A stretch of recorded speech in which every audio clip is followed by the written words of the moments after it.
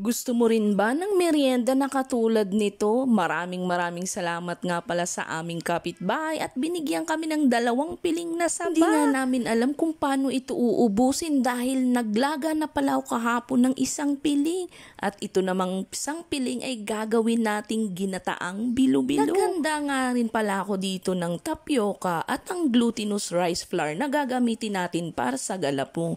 Siyempre wag din nating kakalimutan ng sugar. Yung brown ha? Ay oo nga pala, pati pala ang gata natin na 2 lata gagamitin din natin dyan para mamaya. Ayan, binalatan ko na nga pala siya. At syempre hiniwa-hiwa ko lang yan ng pack cubes para mas lalong dumami. At sa paggawa naman ng ating galapong, tara simulan na natin. Ayan, nilagyan ko lang siya ng parang space dyan sa gitna para dyan natin ilalagay ang tubig at hindi magdikit-dikit agad sa gilid ng bowl. At syempre halu-haluin natin ito ng dahan-dahan at paunti-unti rin lang ang lagay ng tubig para naman makuha natin ang consistency na gusto natin para sa galapong. Napakasarap kasing merienda ng ginataan guys, lalo na kung ito ay merong bilo-bilo. At kung wala namang bilo-bilo ay okay pa rin basta dadamihan nyo lang ng saging. Ang saging kasi ang magbibigay ng aroma sa ating ginataan. Pansinin nyo guys, kapag kumain kayo ng ginataang bilo-bilo, kapag kulang ang saging ay walang aroma. Pero kapag maraming saging, kahit hindi ka na maglagay ng vanilla, ang bango-bango niya. At ang sarap-sarap niya. Bakit? Kasi ang saging din ay nagdadagdag ng tamis doon sa ating ginataan. O ayan na, may natutunan na naman kayo kay Aling Wilma. Kaya kung ako sa inyo, dadagdagan nyo ng maraming saging na saba ang inyong ginataang bilo-bilo.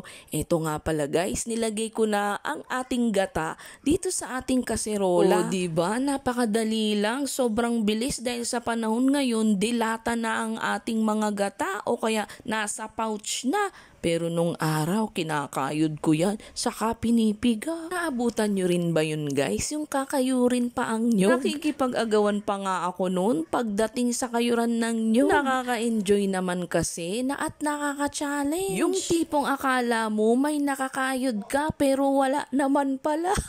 Sinabay ko na nga pala ang tapioca doon sa paglagay natin ng gata at isinunod ko naman ang ating galapong. At pagkakulo nito, syempre papakuluin nyo yan guys. Pagkakulo nun, isunod naman natin ang saging. But make sure na luto na ang galapong at ang tapioca. Take note guys, ang tapioca pala na ganyang klase ay mahirap at matagal maluto.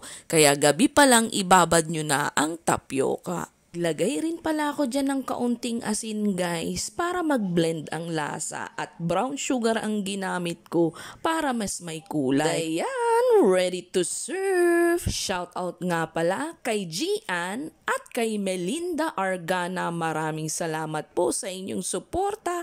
Follow for more!